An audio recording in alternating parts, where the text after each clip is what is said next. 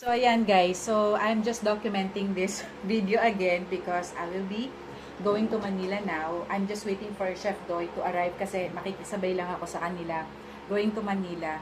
So, naka-van kami kasi talagang ang hirap mag-book ng bus dito. 2 months pala. Ngayon ko lang nalaman kasi for the past years kasi um, yung pandemic, lalo yung pandemic, parang 2 Christmas akong hindi nakauwi. And then yung last year, talagang I prepared a lot for my trip. Kaya talagang nakapag-book ako. But this year, talagang nahirapan ako kasi I have been traveling. I have been all around the place. So, yan. So, yun yung na-miss out ko. And then, the last time kasi, parang last 2 weeks ago, nasa Manila ako and the transportation was arranged by our main office. Kaya talagang wala ako masyadong ganap doon. So, now, yon I'm actually prepared already. Everything is, packed properly. Yan. So, after today, siguro mga bukas na kami makakarating na Manila because we've heard na talagang ang hirap at ang traffic going to Manila sa mga ganitong season.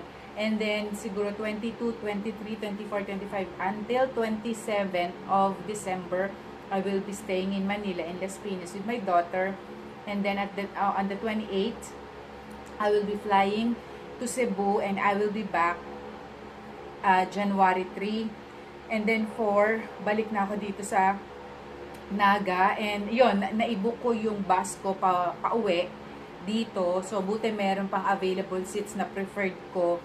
Actually, marami namang bus na available pa na pwede mong i-book pa Manila. Pero ako kasi may preferred bus and may preferred seat ako talaga. Because 9 hours is such a long time for for travel na talagang kailangan you have to be comfortable with your seats, with everything. Kaya talaga may preferred bus and seat number.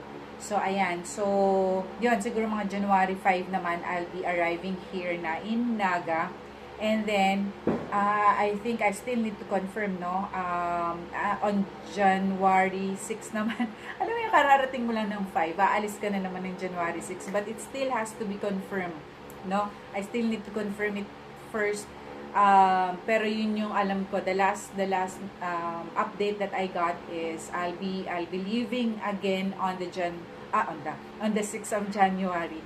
So ayan, so I'm just waiting for Chef Doy to arrive and bababa ko lang yung aking mga things para may kumakatok.